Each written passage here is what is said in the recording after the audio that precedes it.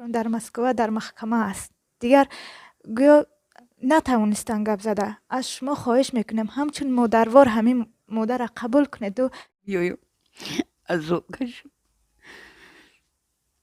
برای همین من سلام و درود به پایان به هر یک شما عزیزان دل. خوش آمدید به کانال بابا جان 88. من با شما آسیا بانو. هر یک شما رو به این روز سعید، به این روز جمعه تبریک گفته به شما عمری دراز خانه آباد خواهانم. خداوند در دوغم نبینید، خداوند خیراتون قبول گرداند. امروز به درخواست همین مادری که در نزد من میبینید آمده ایم در خانه پیران سالان. این مادر میایستند. این مادر ما مشکلشون این است که مادر را باید ما جراحی کنیم به مبلغ 23,000. این مادر هیچ کس ندارد، در همین جا هستند. از ما خواهش کردیم ما به خاطر کمک رساندن در کانال اکای بابا جان 88 میخواهیم نوار کنیم که آن نفرانی که خیر میکنن خیر کنند. همین مادر را ما به پا خزانیم. این مادر ما باید جراحی پا کنند، اپراتسیا کنند. ما میخواهیم که این مادر را برده به بیمارخانه خواب کنیم و جراحی کنیم و به کمک ما و شما نیاز دارد. ما از شما خواهش میکنیم که همین مادر را کمک رسانید. اینا کسانی که باور نمیکنید اینا میبینید این مادر که خودش که تنها هست بیچاره در همین جای نه. رنگینایی که میبینید همین ها از همین خودی مادر است. به همین خاطر از برای الله به همین مادری بیچاره، به همین مادری تنها که به کمک ما و شما نیاز دارد یاری کنید. بعد برادران عزیز باز سخن را به مادر میدهیم و سخن را باز دوام میدهیم. السلام علیکم به مردم خیرخواه به کانال بابا جان 88. من همیشه گفتنیم که من حوزی در خانه پیران سالان شهر دوشنبه زندگی دارم. برای او زندگی میکنم در اینجا که پای من جراحی کردن در کور بوده. من همون پولی که جراحی میکنن من ندارم.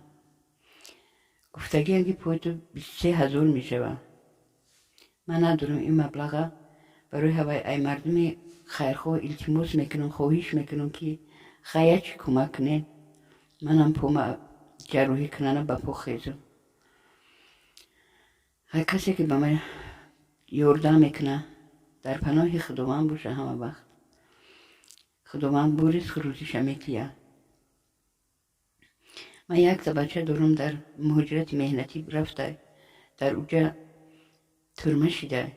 اگر او میشه در اینجا او مرا نمیمون که من خانه پیراده بیایم از ذوقش.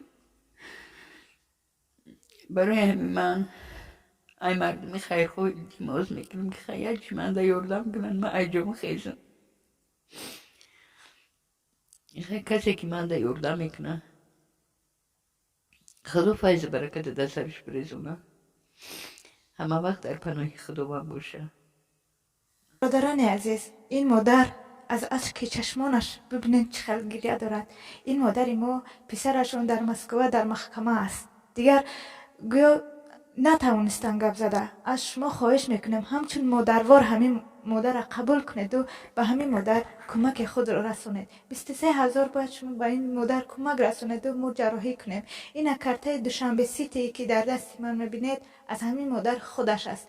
باز در روسیه یک دوستی پسر همین مادر هست که کارتای خود را میدهد. به خاطر همین مادر ما میگذاریم و مبلغ همین رو جمع کرده باید جراحی کنیم. از برای الله در همین مادری تنهایی که در همین جا خواب است کمک خود را رسانید. اگر پسر این به این حال نمی آمد شاید که این مادر به نزد ما سرخمی نمی کرد، کمک خود را می کرد و این مادر بیچاره در این خانه پیرین سالان در این خانه تنها نمیموند. فقط یک پسر دارد، دیگر ندارد که همون بیچاره در محکمه است. دیگر چاره نداشت این مادر. به همین خاطر به ما و شما کمک خواست و از بابا جان 88 خواهش میکنیم که اگر امکانیت باشد همین نوار ما رو گذارن به خاطر همین مادر که یاردم خود را رسانن. برادران خیرخواه نه تلکا غریبا هستن، برادرانی که میخوان به همین خیل انسان ها خیر کنن، خیرخواه هستن، برادران بهترین. به همین خاطر خواهش میکنیم از شما ویدیو رو پدیدید سکنین، ویدیو رو گذارین. انشالله که به دستگیری شما ما همین مادر رو به پا میخیزونیم و باز نوار کرده به شمایان نشون میدیم. این بود نوار امروزه ما. خداوند یار و مددگار شما.